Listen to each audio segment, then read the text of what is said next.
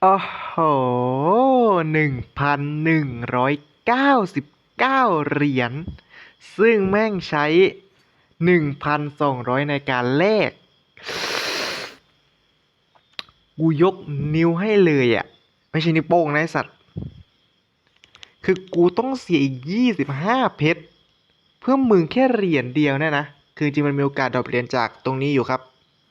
เนี่ยไอเซอร์ไพรส์รายวันเนี่ยแต่แม่งยาก